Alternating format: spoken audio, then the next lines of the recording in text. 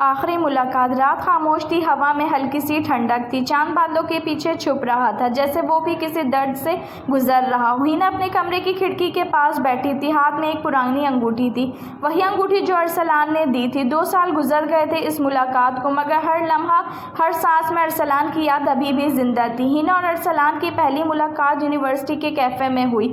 ارسلان ایک پرسکون سنجیدہ لڑکا تھا اور ہینا ہنسی خوشی سے بھری ہوئی۔ دونوں کا مزاج الگ تھا مگر دل ایک دوسرے کی طرف کھینچ گئے۔ محبت آہستہ آہستہ پروان چڑھی۔ کتنی ہی شامیں بارش میں ایک چھتری کے نیچے گزریں، کتنی ہی راتوں میں خوابوں میں ایک دوسرے کو دیکھا گیا۔ ایک دن ارسلان نے ہینا سے کہا، محبت ہمیشہ آسان نہیں ہوتی ہینا، محبت کبھی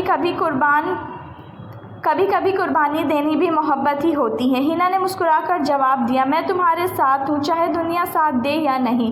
مگر قسمت کو کچھ اور منظور تھا۔ ارسلان کے والد کی طبیعت بگڑ گئی اور انہوں نے ارسلان کی شادی اپنے دوست کی بیٹی سے طے کر دی۔ ارسلان بہت کوشش کی مگر وہ کچھ نہ کر سکا۔ آخری بار اس نے ہینا کو وہی پرانے کیفے میں بلایا۔ بارش ہو رہی تھی۔ ارسلان نے کہا، میں تمہیں بھول نہیں سکتا مگر تمہیں آزاد کر رہا ہوں۔ میری محبت اب دعا بن گئی ہے ہینا۔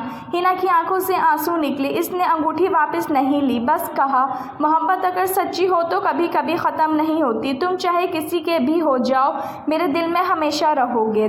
2 سال بعد ہینا نے سنا کہ ارسلان ایک حادثے میں دنیا چھوڑ گیا۔ اس رات وہی پرانی انگوٹھی ہاتھ میں لیے ہینا نے آسمان کی طرف دیکھا اور دھیرے سے کہا، تم نے کہا تھا محبت دعا بن جاتی ہے ارسلان، آج تم بھی میری ہر دعا میں شامل ہو۔